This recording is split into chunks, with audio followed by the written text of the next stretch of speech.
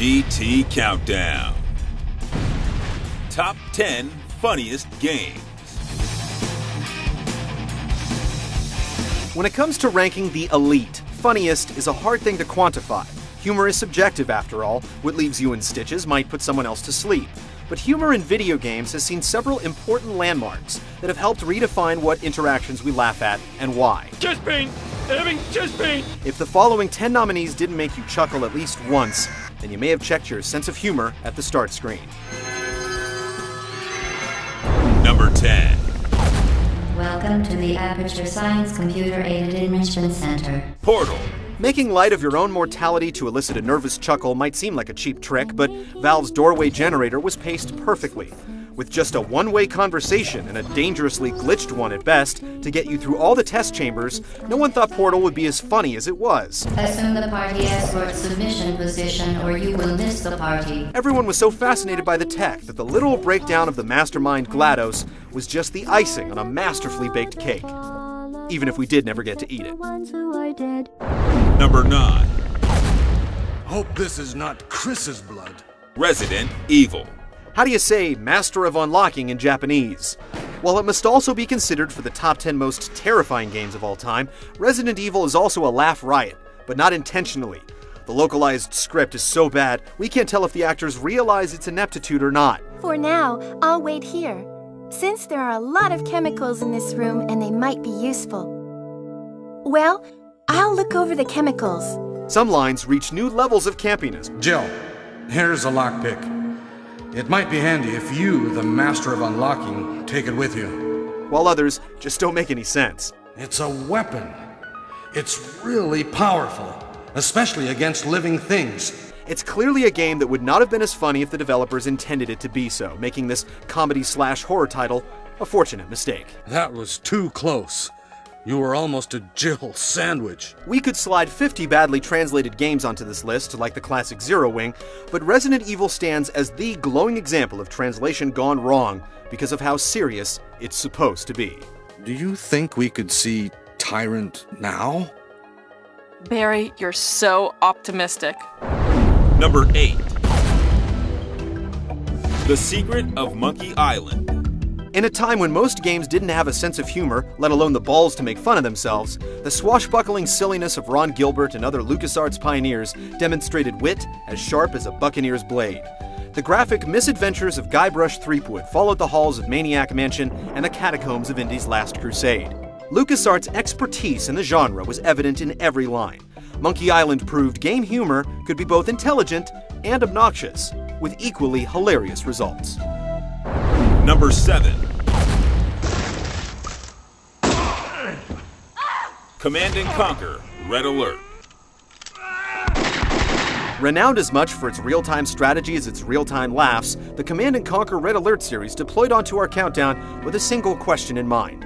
Is it fanciful, or is it farce? We will first attack Soviet Russia and crush not only their armies, but their leaders, their spirit, and their hope. At this point, it's just about anyone's guess, but it's inarguable that it sure knows how to lay it on thick. Once you have located him, bring him back to your drop-off point for immediate evacuation. The clash over Tiberium has seen a lot of faces over the years, but it's good to know that good old Kane will always remain the same.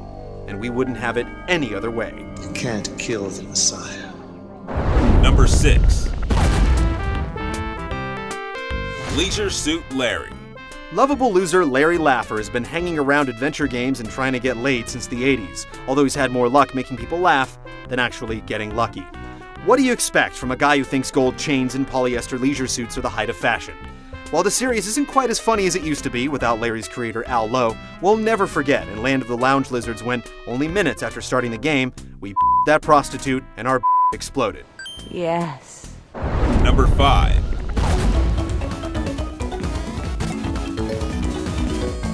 Mario & Luigi Superstar Saga. While Mario RPGs are typically lighthearted, Alpha Dream's Superstar Saga put humor at its core. The game was full of great moments. Princess Peach's voice was stolen and replaced with explosives, Toad walked in on Mario in the shower, and the brothers had to physically jump the border to the villainous Bean Bean Kingdom. The laughs were supported by great animations and vocal expression. But the grammatically challenged Fawful stole the show. This is the villain that threatened you with the mustard of your doom. Number 4.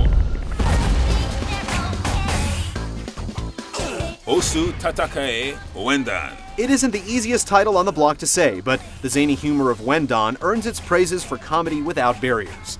Drawing on spastic cartoons and catchy J-pop to deliver its message, the infectious rhythm tapper tapped straight into funny bones with visual gags that most everyone could appreciate.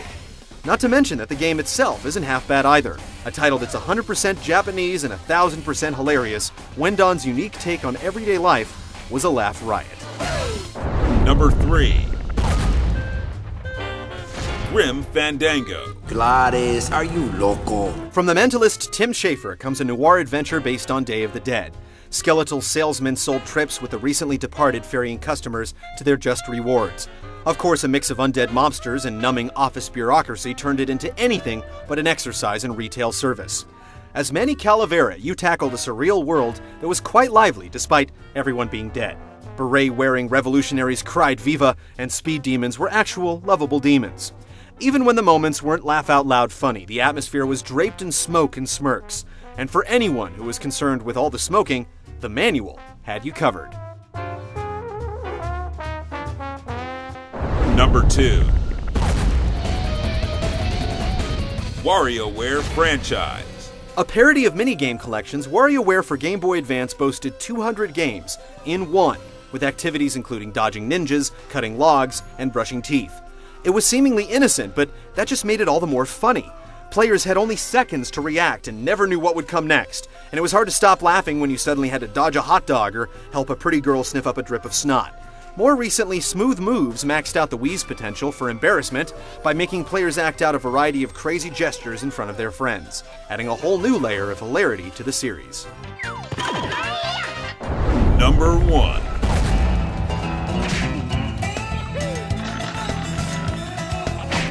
Conker's Bad Fur Day. Rare's notorious use of googly eyes runs rampant, but Bad Fur Day was anything but an adorable game. Most of the time.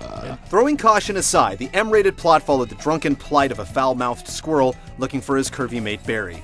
The game oozed adult humor with Conker's lethargic attitude. I'm gonna be a bit late. And it constantly dropped pop culture references that magically transformed the platformer into an unforgettable experience that we are still telling stories about to this day.